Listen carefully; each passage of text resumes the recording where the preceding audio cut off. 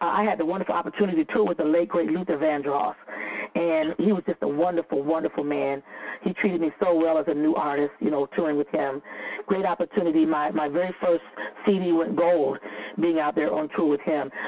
I remember I wanted to meet him, and I wanted to have an opportunity to talk to him while I was on tour. And so I sent my road manager in to send my people to talk to his people.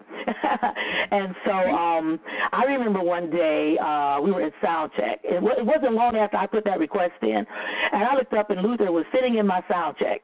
And he came in and he, took the time out to talk with me and to talk to my band. He took pictures with us, and he was just really, really wonderful.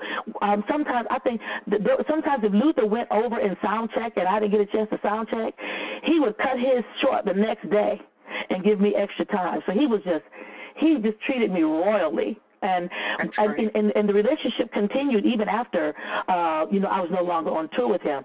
If I went to see him, like I live in Dayton, Ohio, and so I went to go see him in Cincinnati or in Detroit, and if he wasn't seeing anyone after, he would always take out the time to see me, and he would always say, "Well, Shirley, how's your crew doing?"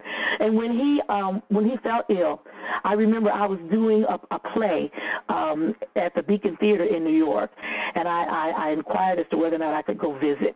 And I went to go visit him in the nursing home. And his mother was there, and some of his background singers were there. And his mother called him Ronnie. She said, "Ronnie, do you know who this is?" And he said, "That's Shirley." And it just put such a big smile on my face. I really thought he was going to recover. I thought it was going to be a long process. And it just broke my heart, when I got the news that he had passed on. But he was a jokester. I leaned in to kiss him, to kiss his cheek, and he turned around and bit my jaw.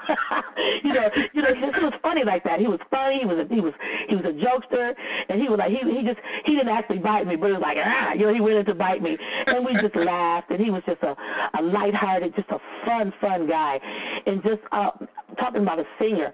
I would stand on the side of the stage every night and listen to him sing every night. I could never get tired of hearing him sing, "Don't you remember you told me you loved me, baby?" His voice is like velvet. Luther was awesome. And there'll never be another Luther Vandross.